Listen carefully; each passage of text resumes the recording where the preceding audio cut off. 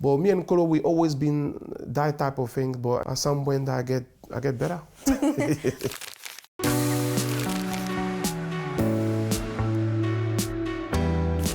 Well, Yaya, it's really good to see you again. Football has been such a big part of your life, I'm sure, from playing to now being a coach as well. What does it mean to you, football? Wow, I think football gave me a lot of joy, and as well I share those joy with some of the fans who appreciate me and appreciate to see me playing the games, right? Football as well helped me to put my kids on the good side, right, in the life, to have a good start of life. And it means a lot for me. It's been a lot for me, to be honest. What's your earliest memory of playing the game? When I was a child, my childhood was, it was enjoyable, to be honest. Being born in the family of a strong man as a military guy, like, because my father was from the military, he's been something not really easy to deal with it, because he's someone very strong, to be honest. When you say that he was really strong, what do you mean? Was he strict? You know, the military men, they're very strict in the sense that they want the kids to understand and get the things right, for example, because I remember at some point where when you do a mess in the house, it's quite direct and quite strong, right? Tidy You up. can really, that's it. You know what I mean, Kelly. But he's all good, you know, and the sense of the development, my development, and as a person and as a player as well, you know, have this kind of focus, understanding, and going straight forward to the what we want to do is been good. Can you remember the first team that you played for? Yeah, I remember. It was in French we call it École nationale d'Adjamé, because in Ivory Coast, the economic city of Ivory Coast is Abidjan.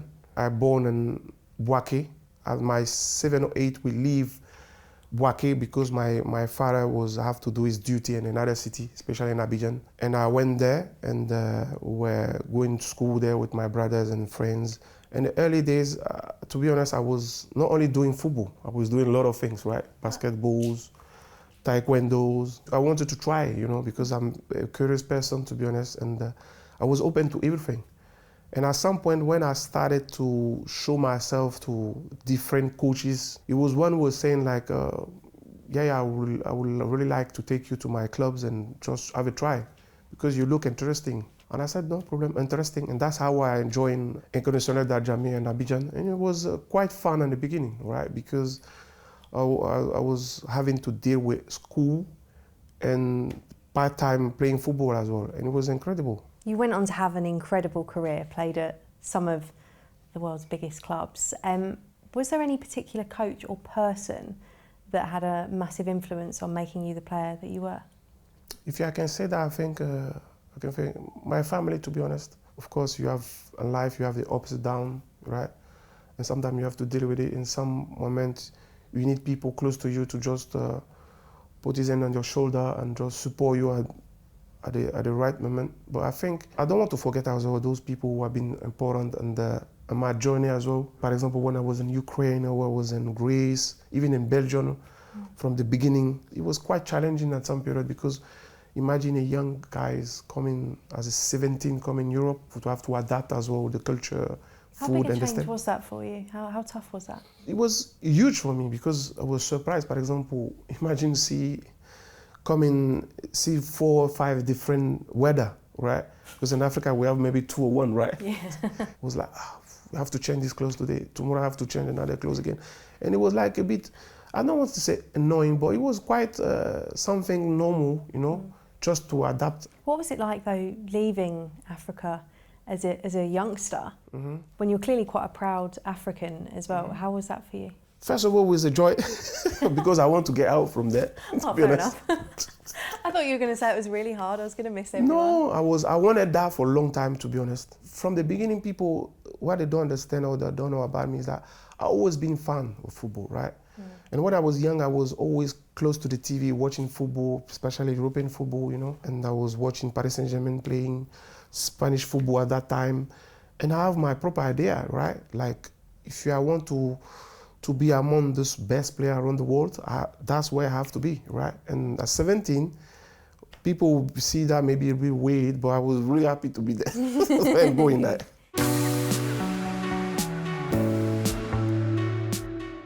You had particularly incredible times at both Barcelona and Manchester City. Yeah. What was that period at Manchester City in particular like? I think it's something I'm really proud of, to be honest. In the beginning, it was quite challenging, right?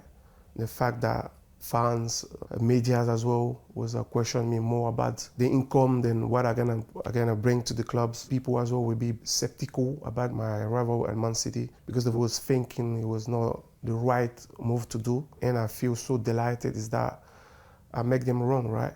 The fact that I deliver what I should deliver, that's what I'm proud of. My second year in Barcelona, I arrive and we make such of 6 trophies in 1 year. I'll never forget that the final I've been playing in the different position. I know it was quite risky because some of my teammates was talking to me before the game, saying, you're gonna play United and there's gonna be Cristiano Ronaldo is gonna be United, it's gonna be Rooney coming to you. And I was like, yeah, I want to embrace the challenge, no problem.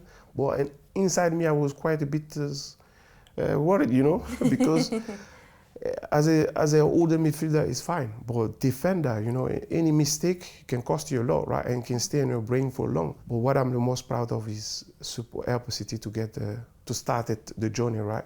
To be one elite club in England now is something I'm really proud of. When did the coaching journey begin then? To be honest with you, Kelly, is I was sat at home and watching TV, for example, and I start to be a little bit annoying, right? I didn't take that seriously in the moment because I want to have this kind of freedom, just relax because my body was hurt of a lot of difficult moments about games, about injuries, as you can imagine, and I want to have that time of period of be myself and relax and doing nothing for maybe 1 or 2, 3 months, if that was my plan in the beginning. What changed? What happened? After maybe 2, 3 days, I start to be annoying. Is that what your family told you? Yeah, I start to be annoying. I start to walk around by myself, turning around, watching games, all the games I was prompt on it. You missed it, didn't you? Yeah, because I know Premier League is going to be at the time. I know the La Liga is going to start at 8. I know the French League is going to start at 7. I was all the time on the right time watching TV, and I was like thinking like, what am I doing? And after that, I started the journey of thinking about building something suitable for me, you know. And that's how I started to get in the journey of coaching. Started to do all the badges possible. Now I completed. I've been in Tottenham Academy for some whiles. I've been in Russia, in Ukraine. And the last one, I was in Saudi recently. Yeah. It was something enjoyable. Difficult moment, not so easy, but I think I needed to do that, right? To be ready, because I hope one day people is gonna watch me with my team as a coach. Which coaches that you've played under have particularly influenced you and the manager that you want to be? I think Rijkaard and Mancini. When I went to Barcelona in the time of Rijkaard, it was impressive because Rijkaard was always telling me, yeah, I don't want you to go further because you play deep midfielder role. Xavi and Iniesta in front of you, you can't pass them to play the ball in front of them because you're supposed to be behind them. I think you physically, you can give him more to the team. And I said, okay, but let's see it. And after that, he put me in a game and I was running everywhere. But he saw I was not convinced. What he did at some point, he called me. He want to see me face to face. We have a chat, maybe look for example, some movie, for example. I said, movie? Why you want me to watch? I don't want to watch movie with you. Gaffer, he said, why you want me to watch? He said, wait. And when everyone was off, we go in his private room and we put the videos and he showed me all my action during the game we play. I remember against Zaragoza, I'd never forget that. You have a small book in his hand. It was like, last time I told you that, right? I said, yeah. But look, that one I tell you to not do it. Look at that, look how it look. From that day, when I left his office, I never talk again, ever, because it was like something new to me. And the game, he was like, yeah. I was like, what this guy want from me? All the time he's calling me, why you don't call Puyol or don't call Alves? Why owes me? I was saying like, you have something against me, this guy. But at some point he was right. And he showed me that for 45 minutes, even I was like, shocked and sit on there and shocked and like, yeah. And since that day, my brain changed a lot. And the second one was Mancini, in terms of dedication, in terms of passion, you know, the session he give it, how intense he give, how much he's get involved. And sometimes it may be quite a bit strange, you know, when you see a coach grab you and say, you have to do that. And after that in training, show you some videos and push you to get better and better. That's the two person who impact me a lot, to be honest. You're one of three, and your brother Kolo, your careers have kind of been interlinked throughout. What's that been like growing up with that dynamic? I always say that I was the best one. I always say that because it was a bit of rivalry between me and him. But at some point I felt he get to the point that he knows I was better in some part of the games than him. I think him physically was better because that's all this kind of coming down from my father as well, right? Because he was very focused, dedicated, and you know, he's always have that discipline, right? And for me, at some point, I tried to run away from it, but I cannot because he was always close to me and shouting at me. But me and Kolo, we always been that type of thing. But at some point, Kolo realized that I was like a bit better. But he was not frustrated because he wanted to push that boundary very far, right? Who's gonna be the best and who's gonna achieve more? And at some point, I get better. Poor Kolo, we need him to defend himself. Are you close, the two of you? Yeah, some point, to be honest, because life, at the end of the day, at some point, get it where each one of you have to go in your own way, right? And I understand that and I respect that, to be honest. How would your friends and family describe you? Funny guy, to be honest. But I think people maybe think I have a lot of friends around me at some point, but to tell you, Kelly, I'm the type of guys who are very reserved, very private, to be honest. We maybe don't see a lot of people around me, for example. I'm very... Why is that?